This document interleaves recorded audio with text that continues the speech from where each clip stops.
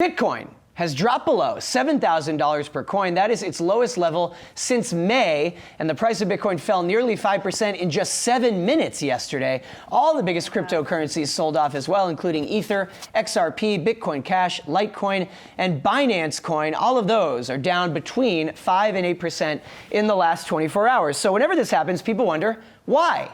Well, this time, the continued damage from a pyramid scheme on the website Plus Token is being blamed, where fraudsters have been selling off stolen Bitcoins by the truckload. The website and tracking tool Chainalysis estimates that $185 million in stolen Bitcoins have already been dumped on Plus Token, and that more will still come and be sold off, so that might cause the price to fall even further. Now, 6 people tied to Plus Token were already arrested in Vanuatu and extradited to China, where Plus Token is based, for this alleged Ponzi scheme.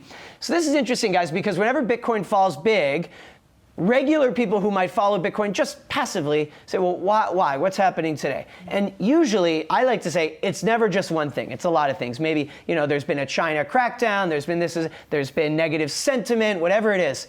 But in this case, it looks like it's one thing, and it's the fallout from this scandal that there have been arrests as part of. And it's usually been something regulatory or something that is an external factor. That has been a major headwind. Right. I think that it's interesting because this goes really against the whole argument for Bitcoin, right? People have been talking about how safe of a currency it is, and now you're seeing the critics sort of get their win in this news. Well, it's very headline driven. Sure. But what people in this community always like to say when there's an issue like this, some kind of fraud, some kind of scandal, some kind of criminal activity, is they say, you know what, there's criminal activity involving the US dollar too. It's not, the technology itself is agnostic. No, of course there is, but criminal activity in the United States, or well, anywhere for the US dollar, doesn't mean my $1 is now worth 10 cents. I mean, that is the absolute difference between the two. If you've put all of your money into Bitcoin, or you're really looking at it as an alternative, I hope no one has done that. Well, but if you're looking at it as an alternative asset class, because there's a lot of young people that are like,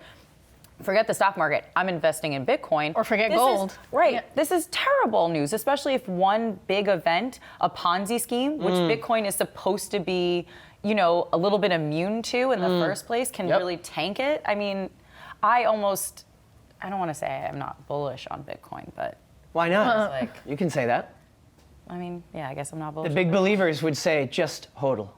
I'm waiting for them to tweet at me angrily in like 5 minutes. Right, exactly right. Hey investors, Zach Guzman here. Are you interested in learning more about the markets and getting the latest financial news? Well, then click right here to subscribe to our Yahoo Finance YouTube channel. Get the latest up-to-the-minute market analysis, big interviews in the world of finance, and information on how to manage your money every day wherever you are.